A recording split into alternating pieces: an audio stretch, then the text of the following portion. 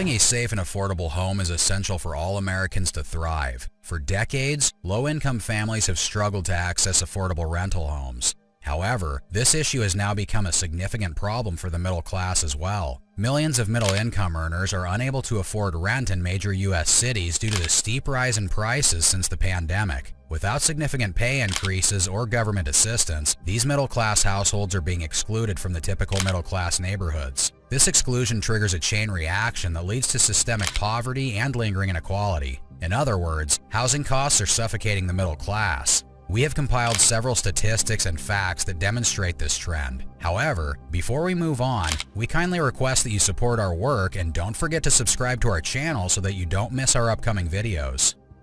The American dream used to entail getting married, settling down, purchasing a home, and growing old. However, in today's world, this concept looks vastly different. Buying a home is no longer an affordable option for everyone. Multiple financial burdens have emerged for everyday Americans, such as increased debt, soaring housing costs, and rampant inflation. These factors have contributed to the decline in homeownership and the shift towards renting. Currently, almost 43 million families live in rented apartments in America, which is the highest level in history. The surge in the number of middle-class renters has been staggering. In the past 5 years, the number of households making from $56,000 to $100,000 a year that decided to rent increased by 82%, according to a recent report from the Joint Center for Housing Studies of Harvard University. At the same time, rental vacancy rates are lower than they've been since 1985, and once renters do find housing, they have to pay the price. The typical home now costs about $80,000 more than it did just 2 years ago, and the average rent in the US is over $1,000 more expensive than it was in 2020. Rents are now climbing an average of 3.5% annually, while middle-class renters' incomes have declined 9% over the past decade.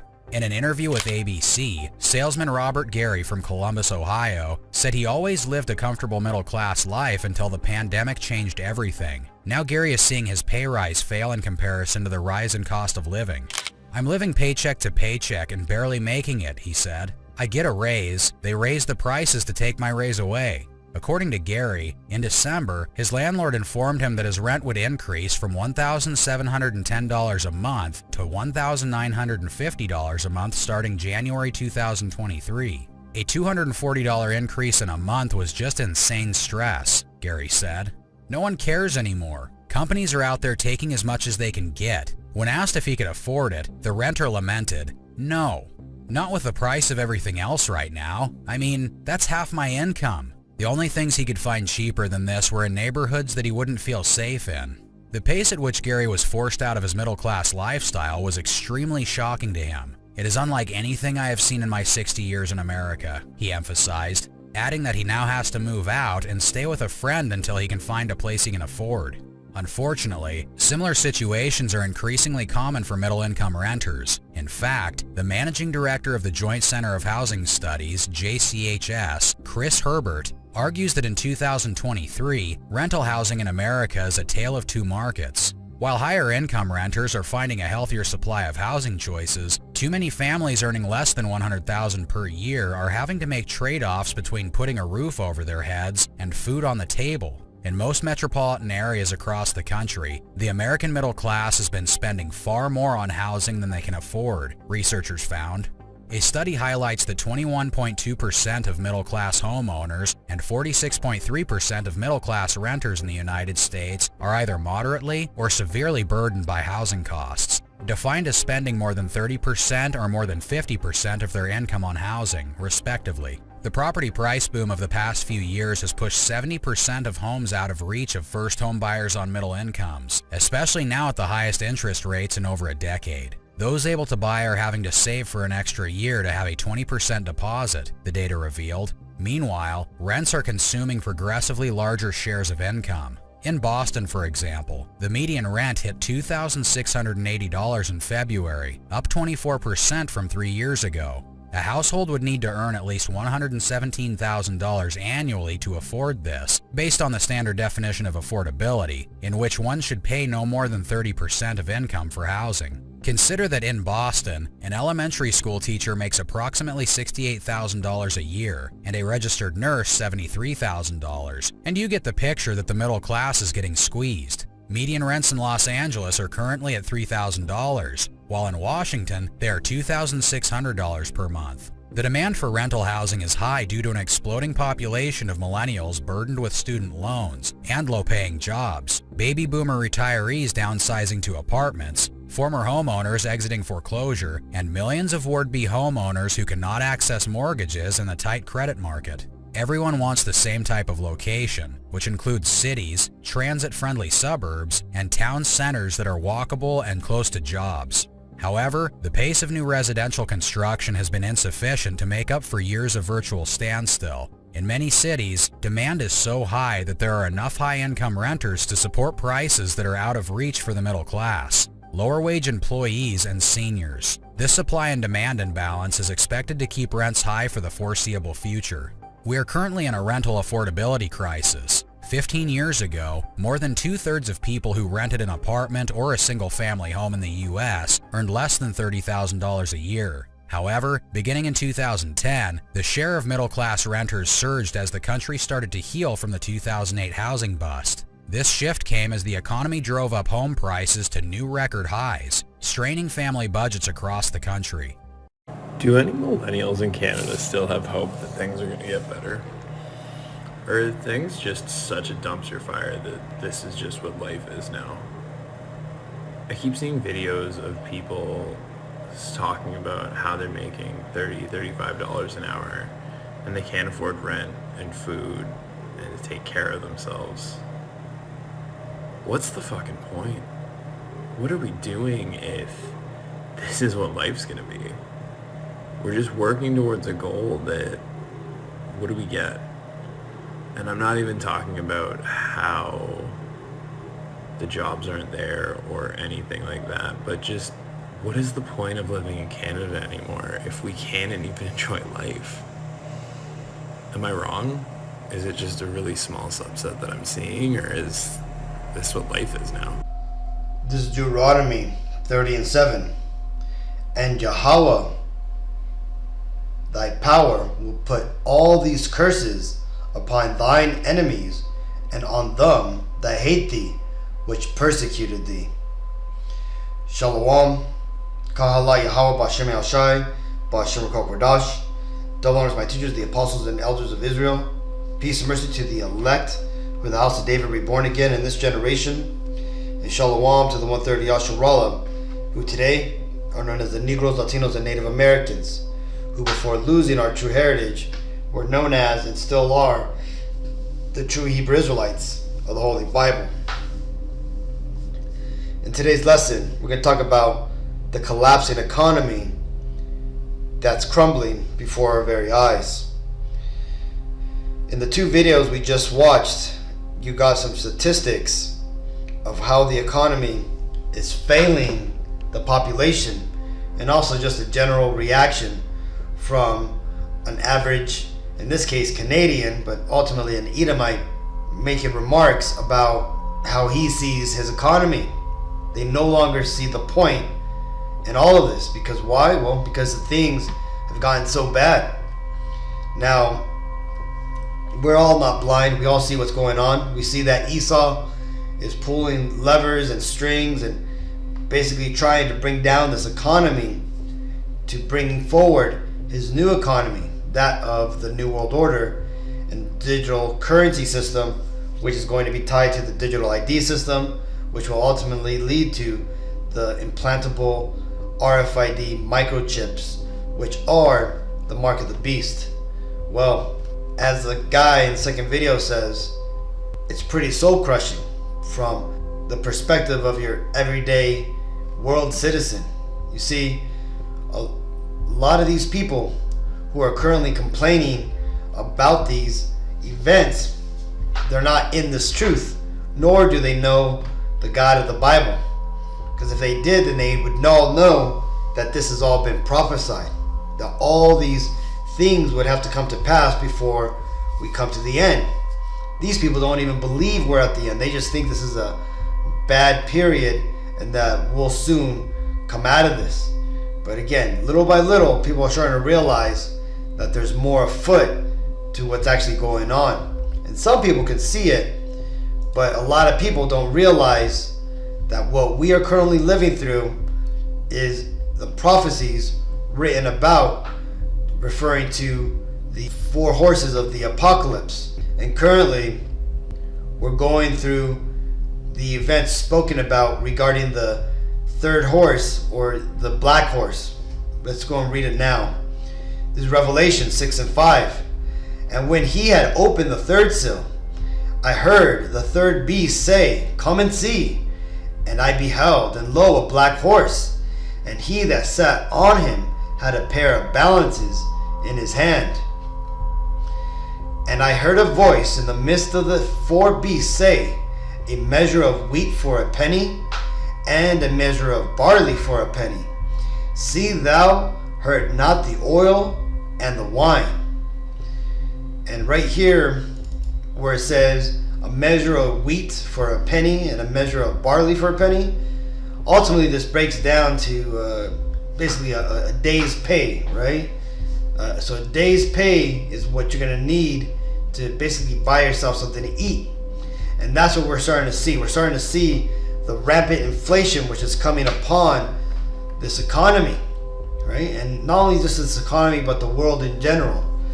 And this is because these devils that are driving the ship, these Edomites that are running the industry and the world for that matter, they're now making their moves to bring the people of the world to their knees, financially that is. And then eventually they want that to translate over to their sovereignty, meaning that they want people to live on their knees while they're the rulers of the perpetual kingdom that they're trying to establish. But that's not going to happen, because why? Well, the Bible says so. This is Job 14 and 5. Seeing his days are determined, the number of his months are with thee.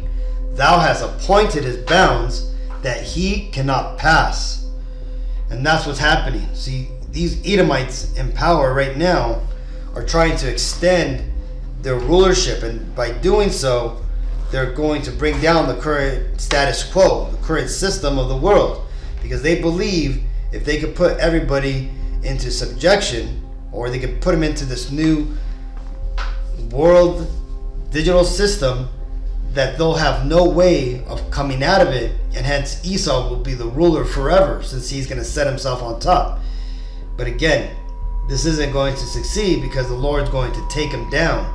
So let's go and take a look to see just some of the examples of what's going on in this economy. It tells you here in Zero Hedge, it says Target CEO warns consumers are tightening up their spending, buying fewer groceries and toys.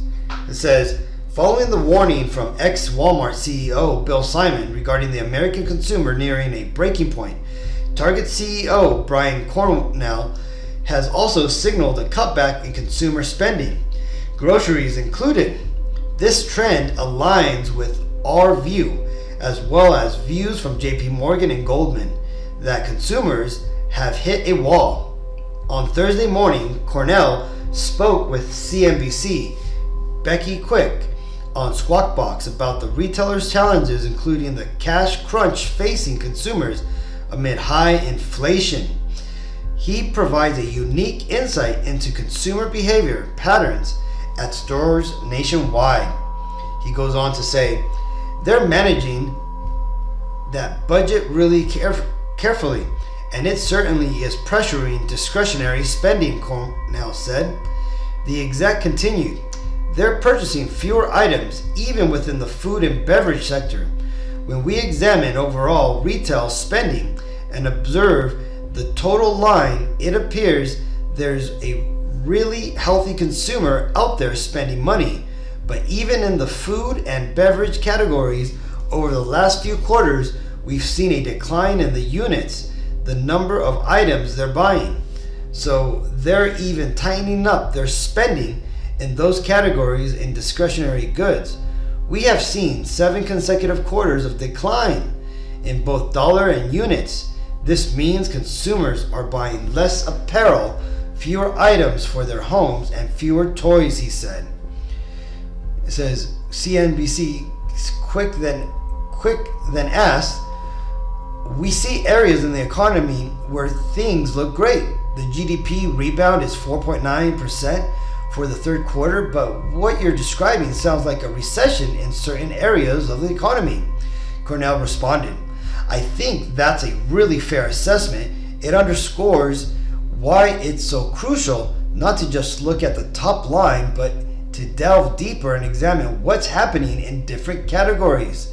We need to consider the impact of the last 3 and 4 years of raising costs on how Americans are budgeting each week and understand that they are trading off.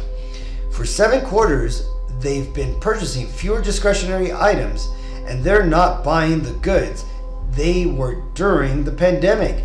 Now that will change over time, and we're certainly planning consecutively in those categories. So basically what he's saying is that people aren't spending what they don't got. People are trying to save because they're worried about their finances for the most part, okay? And this has been going on for many different quarters, meaning that this isn't just a happenstance. This is a trend, and it's a change in the behavior of consumers. And why is that? Well, because people are starting to see the writing on the wall. People are seeing that hard times are coming. This is 2 Ezra 16-21. Behold, vitriol shall be so good cheap upon earth, that they shall think themselves to be in good case, and even then shall evils grow upon earth, sword, famine, and great confusion. And that's what's happening. See, the consumer, well, at least I should say the smart consumer, is trying to prepare for the impact of the coming recession and hard times. This is why they're buying less, because again, things are starting to go up in prices, so hence people have to save their money or basically spend money on requirements like rent, as we've seen in the first video, talking about how rent has skyrocketed. People who were in the middle class have either been kicked down to the lower class, or they've managed to make something of themselves in this crazy economy, and they've gone to the higher echelons of the society. But that's not really the rule, but more the exception. Now, that being said, these curses that used to be on us Israelites, the Negro, Latino, Native Americans, and in fact they still are, but they're starting to transfer over onto our enemies, that being all these other nations. And these other nations are now starting to feel what we have gone through, okay? And because of that, this is why this economy is collapsing. And plus, this is, like I said, this is Esau's plan to bring forward his new world order, is to destroy the old system, and from the ashes rise up his new kingdom, right? His new world order that rises out of the ashes like the phoenix. Hence, when you go to the Colorado airport, you can see the murals they have there, and also at the UN building, showing a phoenix coming out of the ashes of destruction and war. But all this, though Esau's planning it, is all by the will of the Lord. And why is that? Well, because you see, the Lord is setting up a trap for these Edomites. And when I say Edomites, ultimately I'm talking about the Caucasian race that's in power, right? The Lord is setting up a trap for Esau to fall into. It says, from Zero Hedge, this is another article, it says, living paycheck to paycheck has become the main financial lifestyle for U.S. consumers.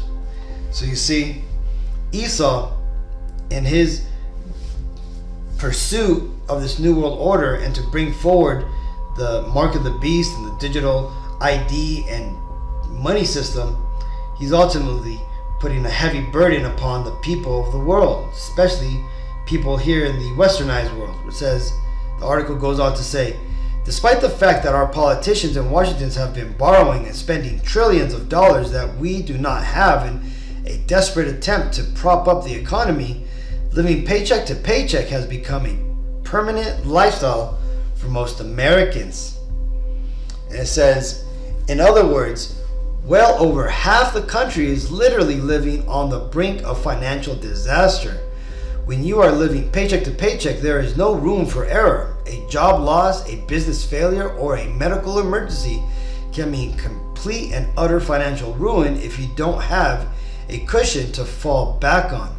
That is why the results of the brand new survey are so alarming. According to the report that was just released by Lending Club, 62% of US adults were living paycheck to paycheck last month. See, man, that's crazy. That's 6 out of 10 people in the United States are living paycheck to paycheck. It says, high inflation and higher interest rates continue to weigh on American households. As of September, 62% of adults said that they are living paycheck to paycheck, according to a new Lending Club report. For years, people like me have been warning Americans not to live like this. Living paycheck to paycheck only works if your paychecks keep coming in every month.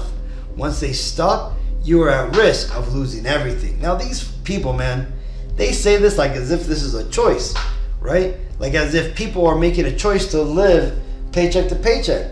You see, these devils have already destroyed the economy, and this started all the way back in the 80s, and it made a real big impact in 2008 when the economy first collapsed due to the housing crisis. Now, since then, people have basically been trying to rebuild, but since the pandemic, people have basically been crushed, and all these jobs that the Biden administration says that they've managed to make are all bullshit gig jobs that don't mean anything, that are all basically part-time. This is why we're starting to see so many people with 2 or 3 jobs now, because they're trying to make ends meet. So this is why the number has gone so high. And again, this is why a Big Mac combo at McDonald's is like $17 now. You see, it's because these prophecies are coming to pass. These curses are starting to fall upon our enemies, and the Lord is starting to bring the events spoken about that come from the black horse upon the world, right? The economy is about to collapse, and what does this entail, right? This is the equal balance of what's happening to this Edomite empire to what happened to us Israelites before, right? This is why we say the black horse represents Jacob's slavery, right? Our downfall. Well, just like it was our downfall at one time, well, the balance which the rider on the black horse is holding, it has to swing the other way. It has to balance out. And what's that balance? Well, that's the destruction of our enemy's empire. And that's what we're living through, and that's what we're seeing in these prophecies playing out. This is Ecclesiastes 12:3.